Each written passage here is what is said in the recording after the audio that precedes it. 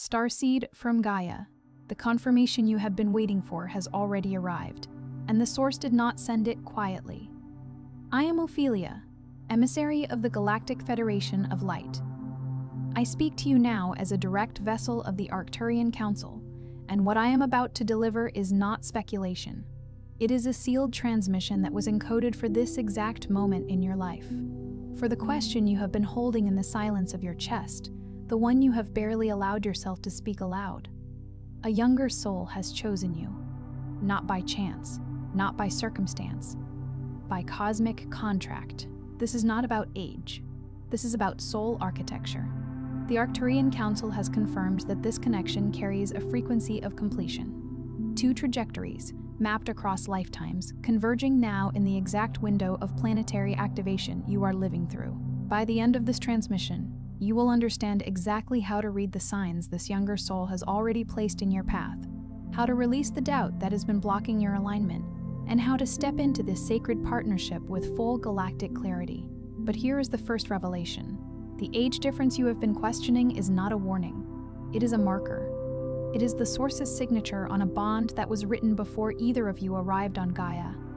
You did not scroll to this message by accident. This transmission vibrated into your field because something deep inside you already knows the truth, and it has been waiting for permission to believe it. This is not content. This is a code. And something in you is already unlocking. Like this transmission to signal to your star family, I am ready. Subscribe if your mission is activating and you are beginning to align with your true path. Comment 999 if you feel your cosmic remembrance returning right now. Declare your intention below and reply to another soul doing the same.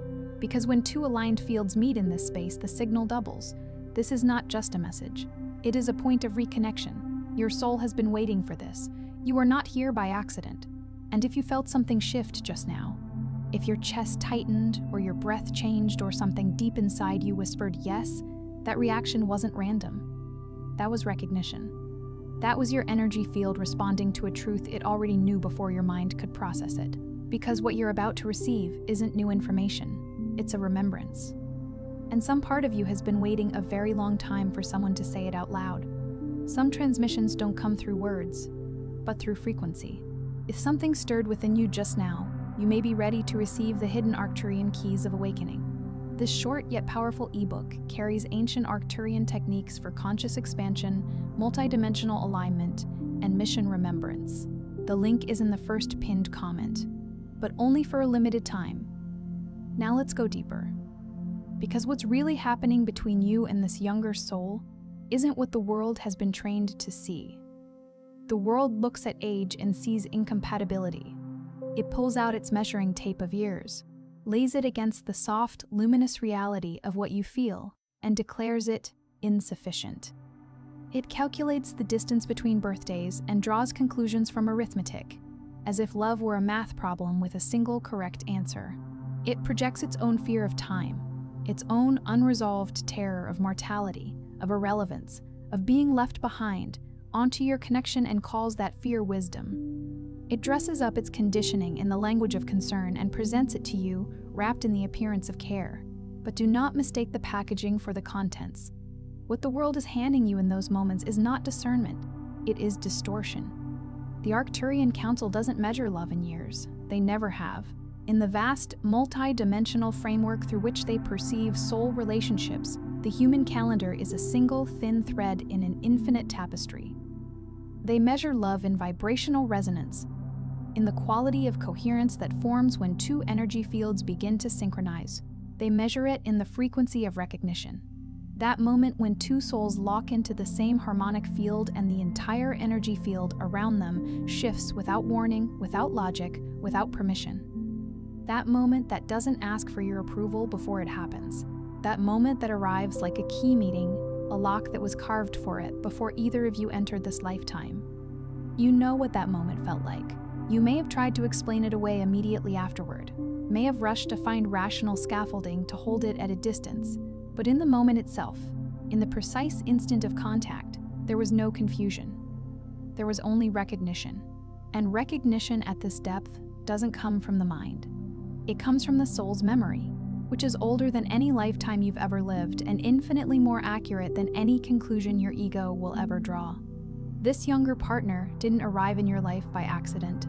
Let that settle into every layer of your being. There is no accident in a universe operating at this level of precision. The forces that govern soul contracts don't stumble.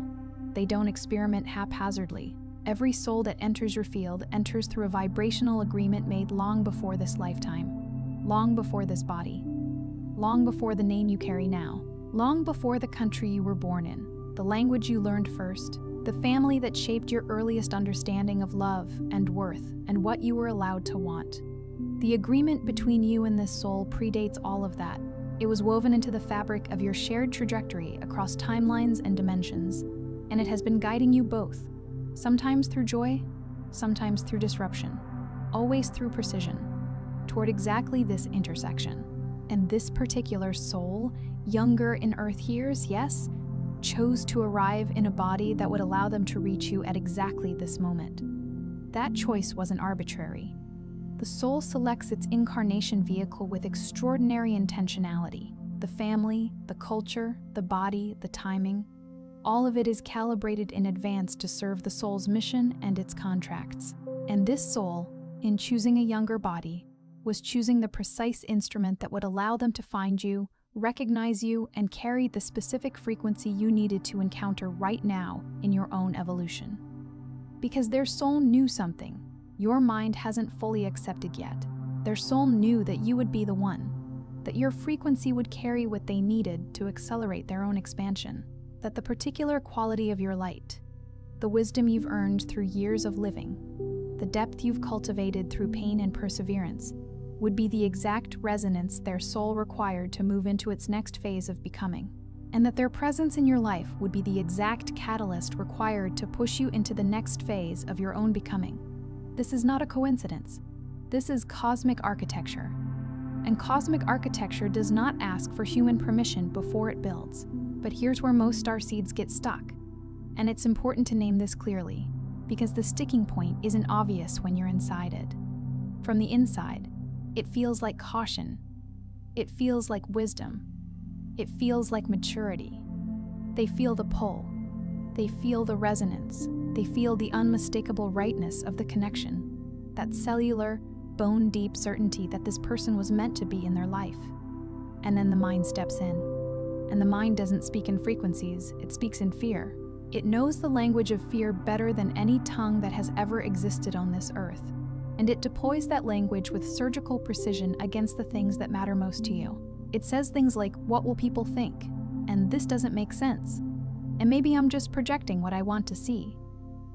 It summons the imagined jury of everyone who has ever had an opinion about your choices and seats them in the front row of your consciousness, giving their hypothetical judgments more weight than the actual lived truth of what you're experiencing. And slowly, methodically, the mind begins to dismantle something sacred. It approaches the living, breathing, energetically charged reality of a soul, contract the way a critic approaches a piece of music, analytically, skeptically, looking for flaws rather than listening for the truth. It takes that sacred thing and reduces it to a problem that needs to be solved, to a risk that needs to be managed, to something that must be explained, justified, and ultimately apologized for. And that right there is the distortion. That is the frequency interference that keeps starseeds from living the full magnitude of the connections they came here to experience. That is the invisible hand of collective programming reaching into the most private chambers of your heart and rearranging the furniture to match a blueprint that was never drawn for your soul. This interference doesn't come from malice. It comes from the accumulated weight of a world that learned to protect itself by standardizing love. A world that, having been hurt so many times by the unpredictability of genuine connection, decided that if it could just make love look a certain way, follow certain rules, fit inside certain parameters, then maybe it could be controlled. Maybe it wouldn't hurt as much. Maybe the loss would be more manageable if the love had been more regulated. But your soul didn't come here to experience managed love. Your soul came here to experience the full, unfiltered, dimensionally expansive truth of what soul resonance actually feels like. And that truth doesn't fit in the regulation-sized box the world constructed.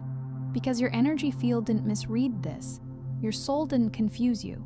The recognition you feel is real. It is encoded at a level of your being that predates your birth into this body, that will outlast your departure from it, and that speaks a language far older and far more precise than anything your rational mind has access to. It is sourced from a level of intelligence that exists far beyond what the thinking mind can reach in its most analytical state, beyond data, beyond pattern recognition, beyond the most sophisticated reasoning you're capable of. The Arcturian Council has made this clear in transmission after transmission.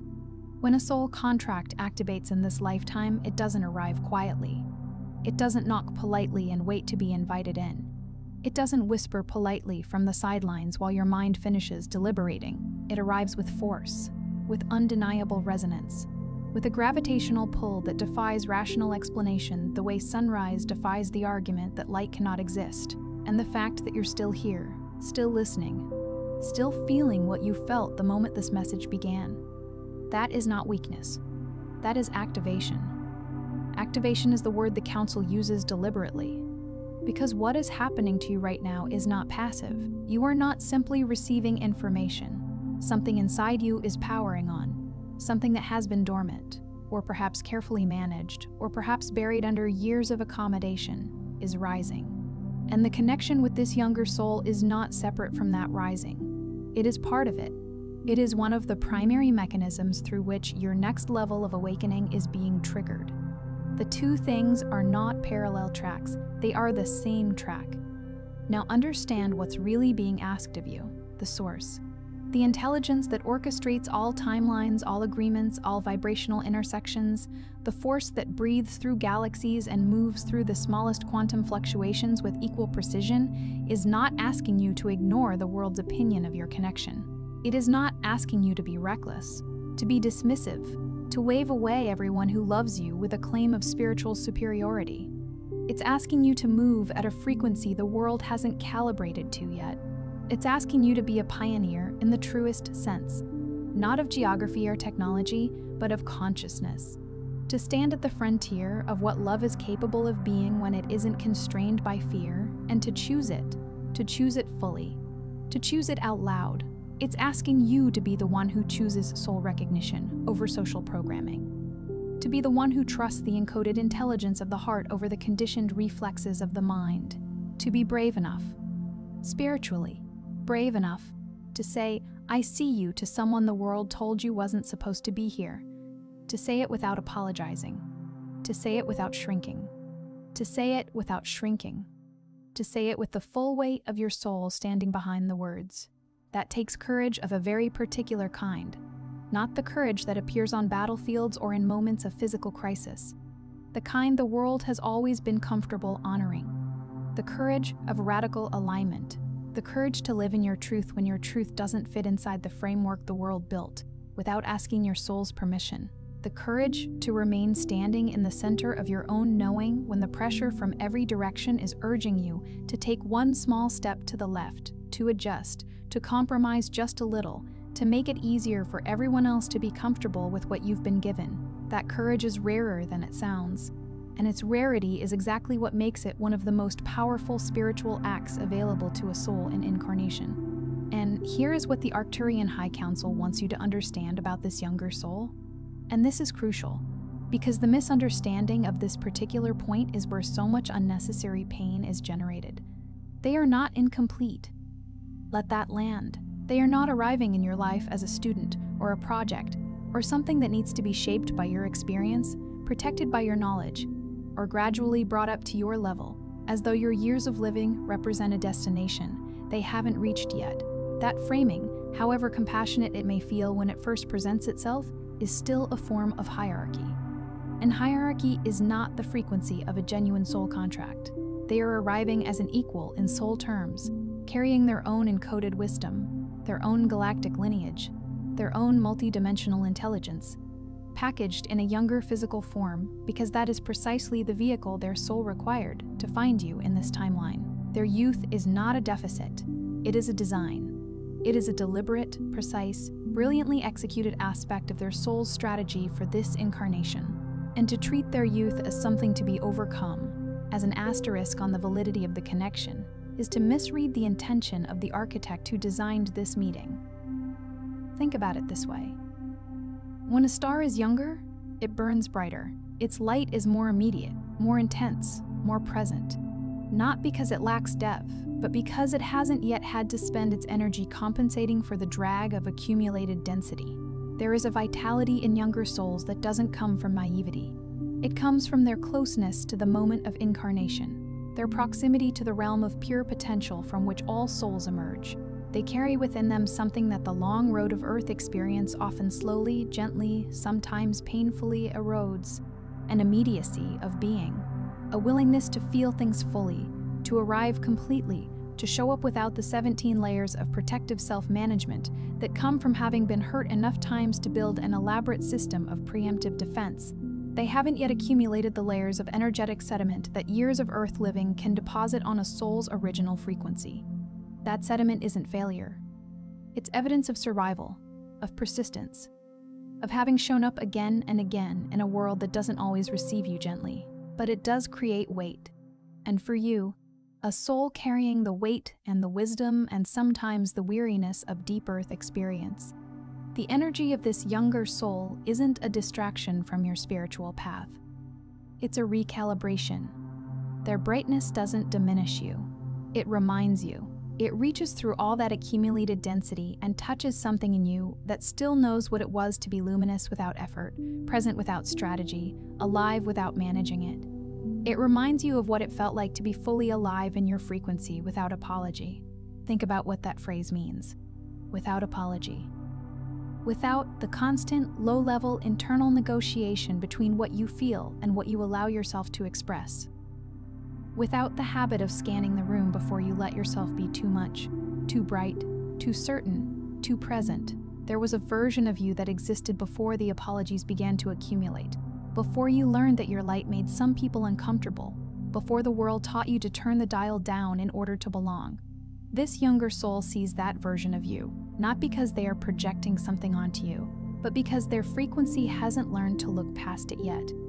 They see you more clearly, in some ways, than people who have known you for decades, precisely because their perception hasn't been filtered through years of agreed-upon narrative. They mirror back to you the parts of yourself you buried under responsibility, under grief, under the accumulated weight of a life lived in service to expectations that were never spiritually yours to carry. And when you're with them, when you drop into the actual frequency of your time together, rather than the anxiety of what it means or what it looks like, or how you're going to explain it to the people in your life who are already forming opinions, something opens, something loosens, something that has been held tightly for a very long time, gripping itself with the exhausted determination of a hand that forgot it was allowed to open, finally exhales, finally releases. Finally returns to the natural state that preceded all the holding. That is source intelligence working through relationship. That is the divine using the instrument of human connection to accomplish what years of solitary spiritual practice cannot always reach. The unbinding of the deepest held contractions in your energy body. That is the Arcturian model of soul partnership in its most activated form, not two people performing compatibility for an audience, curating their connection for external approval, presenting a version of themselves that the world will accept. Two frequencies creating a resonant field that serves both souls' ascension simultaneously and radiates outward into the collective in ways neither of them can fully track. In ripples neither of them will ever entirely see, because here's what the Council confirms without hesitation. This connection has a frequency signature that extends beyond the two of you, far beyond, the healing that happens between you, in the quiet spaces where you drop your guard and let the real exchange occur. The activation that occurs when your fields merge and the codes begin to move between you like light through a prism. None of that stays contained within the visible boundary of your relationship. The codes that unlock in both of your energy bodies when you are in genuine alignment, when you are not managing the connection but inhabiting it. That energy moves. It ripples outward in concentric circles that neither of you can map. It touches your family fields in ways that may present as sudden shifts in relationship dynamics, as old tensions quietly dissolving, as people who were previously closed beginning, without knowing why, to open. It shifts the people around you in ways they may not consciously understand or be able to attribute to any visible cause. It contributes to the broader vibrational upgrade currently underway on this planet, a planetary recalibration that requires exactly this kind of interpersonal coherence to anchor its frequencies into the human realm. You are not just two people in love. You are two activated fields in coherence, and coherence at this level, the kind that occurs when two souls who have carried the same encoded mission across multiple lifetimes finally find each other in the same timeline, in the same dimension, at the same moment of planetary need. That is one of the most powerful forces available in this dimension. It is not small. It is not personal in the limited sense of that word. It is a contribution to the evolution of consciousness itself. And the universe does not orchestrate contributions of this magnitude by accident. Now let's address the doubt. Because it will come. If it hasn't already arrived with full force, it will. People will say things.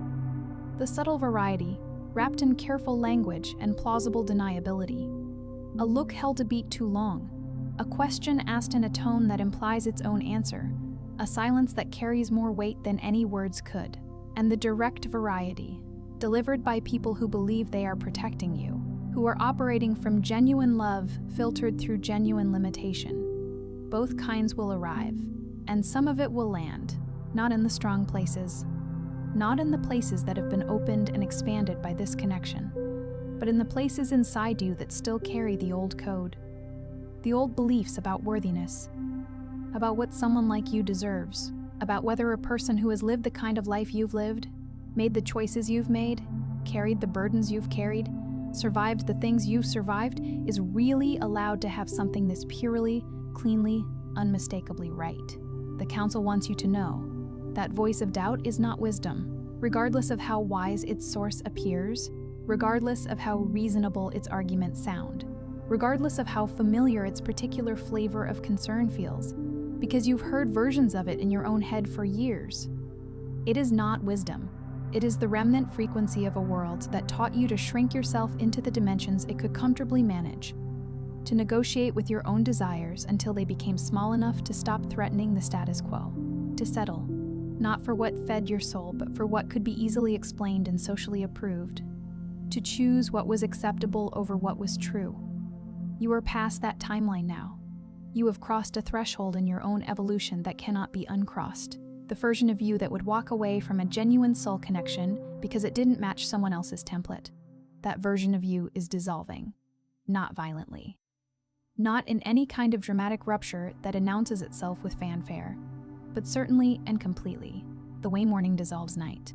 Not by fighting it, but simply by arriving with more light than the darkness can hold. Because awakening doesn't just change what you believe. It doesn't just update your intellectual framework or expand your conceptual understanding of spiritual reality. It changes what you're willing to accept. It changes your tolerance for misalignment.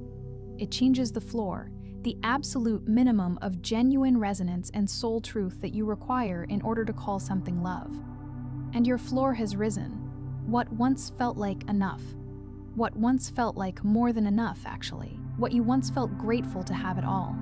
No longer satisfies the depth your soul is now capable of holding, now capable of receiving, now refusing to pretend is sufficient when it isn't.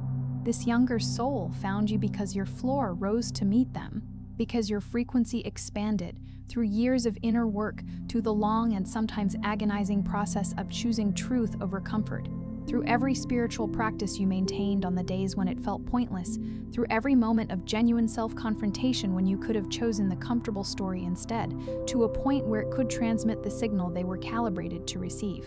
Think about that.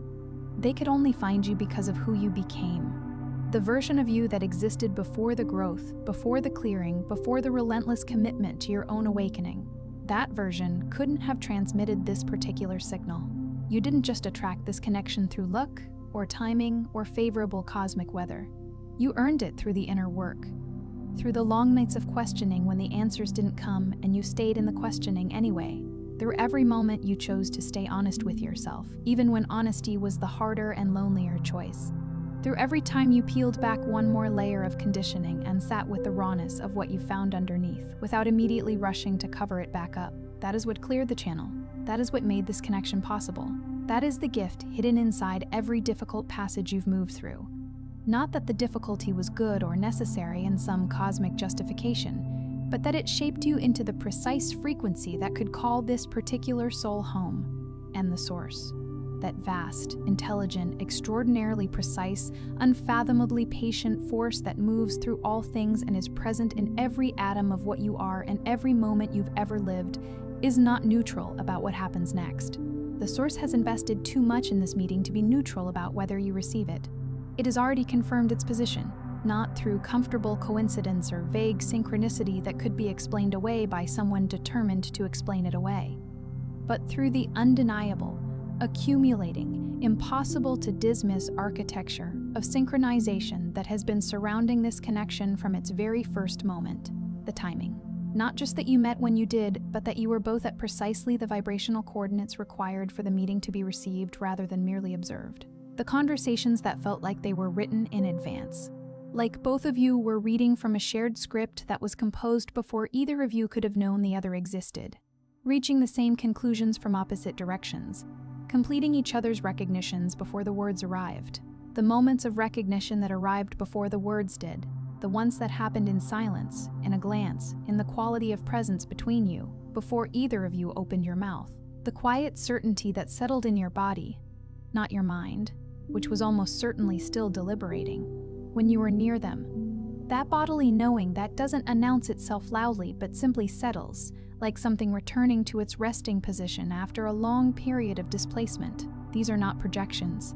These are not the artifacts of wishful thinking constructed by a heart that wanted to find something significant. These are coordinates. These are the breadcrumbs of a soul contract in active fulfillment. Each synchronization a marker on the trail, placed there not to prove the contract's existence to your skeptical mind, but to assist the deeper part of you in finding its way back to the path your soul chose before it forgot it had chosen anything, the path your soul chose. It is worth sitting with that phrase. Before the forgetting that incarnation requires, the necessary dimming that allows a soul to fully inhabit the human experience. You chose this. You chose the connection. You chose the timing. You chose the particular courage it would require, and in choosing it, you agreed that when the moment of recognition arrived, you would honor it, not blindly, not without discernment, but with the full authority of a soul that knows what it came here for, trusting the intelligence that sent it. Tonight, before you sleep, place your hand on your heart, not as a gesture, not as a ritual performed mechanically, but as an act of contact between the part of you that is reading these words and the part of you that already knew everything these words contain. Before you arrived here, feel the warmth of your own hand, feel the rhythm underneath it, and say this with full presence, not as a wish projected into an uncertain future, not as a plea to a universe you're not sure is listening, but as a remembrance of what is already true. Say, I trust what my soul already knows. I release the fear of what others cannot yet see. I align with the connection that was designed for my highest becoming. And I honor the soul who chose me before I had the courage to choose myself. Say it slowly. Feel each word as a frequency, not a phrase. Because words spoken with genuine presence carry actual energetic weight that moves through your field long after the sound itself has dissolved. Feel I trust landing in your chest, releasing something. Feel I release, creating actual spaciousness in the places where the fear has been sitting. Feel I align, drawing something that has been scattered back into coherent order. Feel I honor. Let that word be enormous. Because honoring this connection, honoring this soul, honoring yourself for being willing to receive something this real, that is one of the most spiritually significant acts you can perform in this moment, because something in your field is still completing its recalibration. There are still threads of old frequency working their way through the system, still residues of the old programming completing their dissolution. And the intention you set tonight will determine how quickly the remaining interference dissolves. It will determine how much of the available light from this connection you actually allow yourself to receive. Before you scroll, take a moment to be part of what's forming here. Drop one intention in the comments, something real. Whether it's about this connection or about the courage it's asking you to find. Then respond to someone else's with encouragement or energy. This isn't content, it's collective alignment.